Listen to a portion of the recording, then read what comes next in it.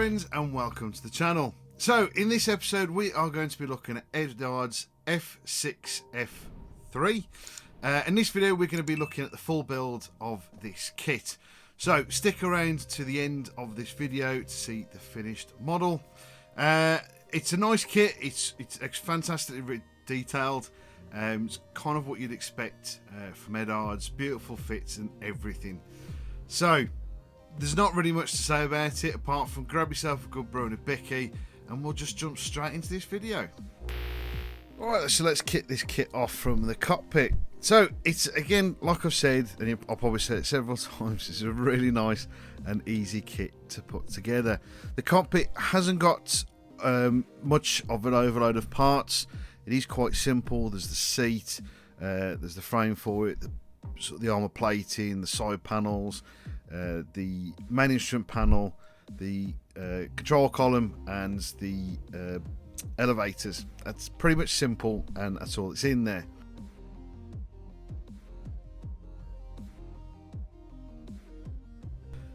Now for all the instrumentation, there's a couple of slide decals for the side instrument panels, but there is also the photo etch for the main instrument panel as well. All goes in together really nice and really simple. Decals conform to the slight shaping on this side, but you know, no issues. It's just, you know, I'm gonna say nice, simple and easy. But once I've got those decals down, I'll squeeze out as much of the fluid as possible. Of course, I'm still using the standard classic micro sol and micro set for these. I don't really worry too much about any varnishing within the cockpit anymore like I used to. I pretty much just go straight in with you know, a panel liner just to get all those details to pop a little bit more, because of course most of the time you don't, you know, obviously really see all that much too much into these cockpits. The American ones you do tend to see a little bit more because they're quite, you know, quite large. The sort of the opening for the cockpit is fairly large, so you do see, you know, quite well into these. So most of this detail is actually quite, you know, well easily seen. But there you go, those photo etch parts I was on about earlier, and they are really nice. Now I did some really light sort of scratch work on here, mainly around the seat. Painted the headrest as well, and again, like I said, some Tamiya panel liner just to make everything pop out a little bit more and just make it look that, you know, a little bit older and a little bit grimy. Now the cockpit fits very nicely and smoothly into the fuselage. For some reason I decided not to film any more of that. I have absolutely no idea.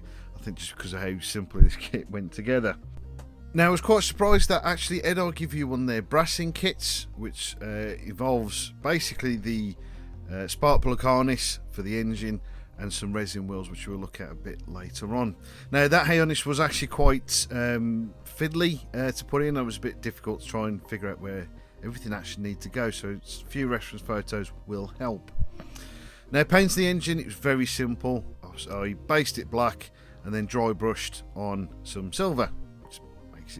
You know, again, you're not going to see much of the engine. It's quite well hidden in there. Probably the most complicated part of the entire model is probably just fitting in the undercarriage. Again, it's only made up of a couple of parts, but it's probably the most sort of involved part of this build for some reason. But generally, it's just an easy kit. There's nothing you really need to worry about. I mean, if this is a kit that you're thinking about doing, and you're not doing these kits before, it's really easy. I'd recommend it to a relatively, you know, new modeler. You know, it's not a difficult kit to go with. Now these are the resin tyres I was on about. They are absolutely fantastically detailed. They look pretty much spot on to the actual tyres for this aircraft. There's a little bit of clean up, but nothing too major, particularly the lower sprue part. I'll flatten that off a little bit to sort of flatten the tyres out to sort of show there's a little bit of weight going on to them. But all we need to stick together on these is the sort of front part of the hub, and that's pretty much it. It's ready to go on the model and ready for paint.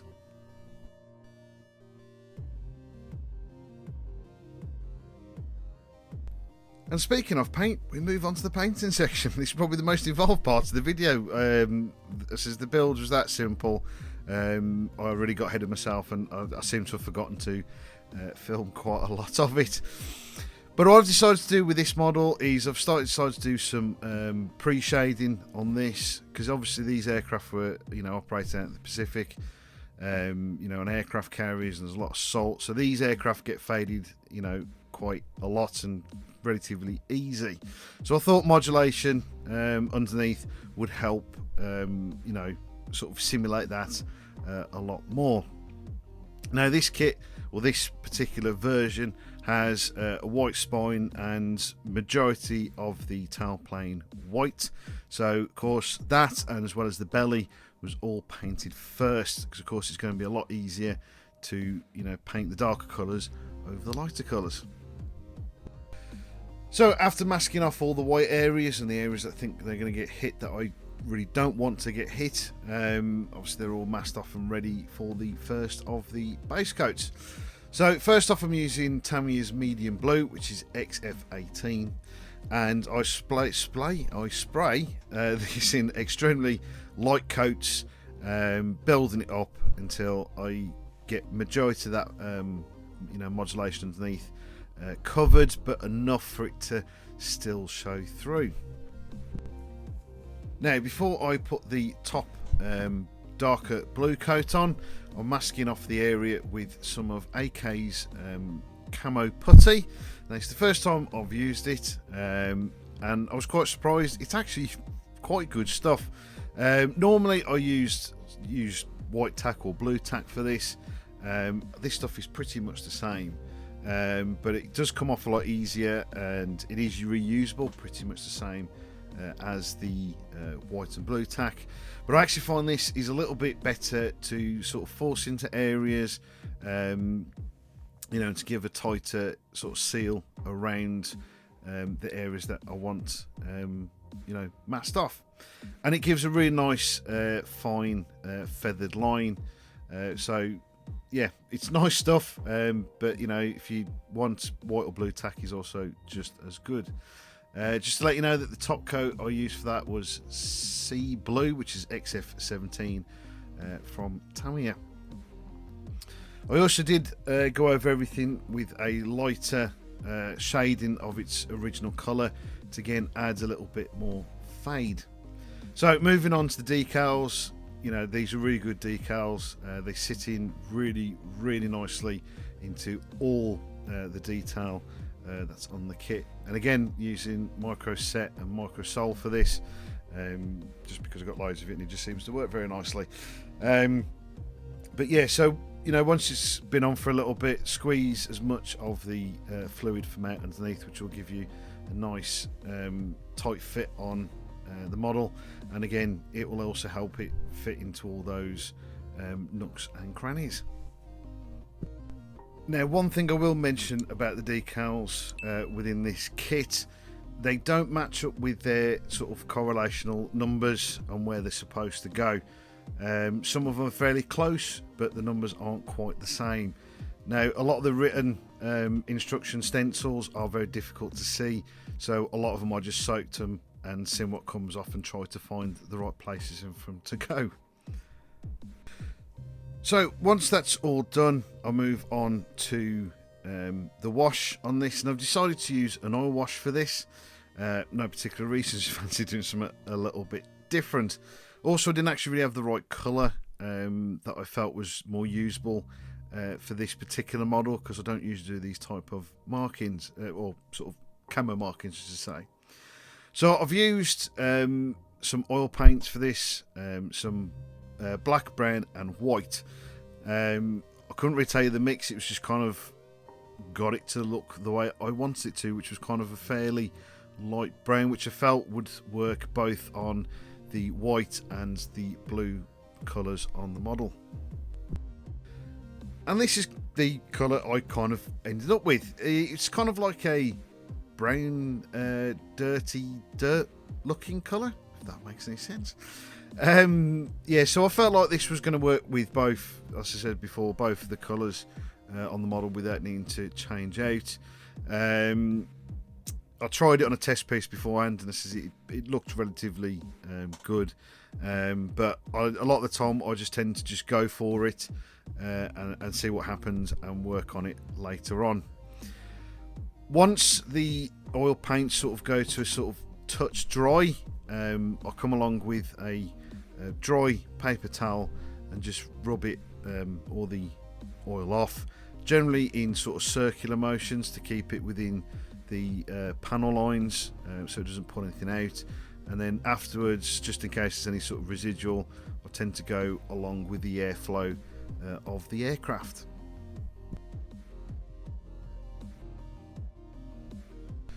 Now we'll move on to the exhaust stains.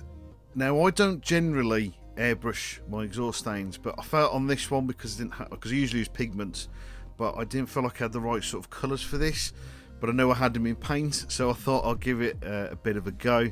So I started off with dark yellow, which from Tamiya, which is XF60, and really heavily thinned it down and just put really light passes over the model until I got to what I felt was right and what I've seen in the reference photos I've had.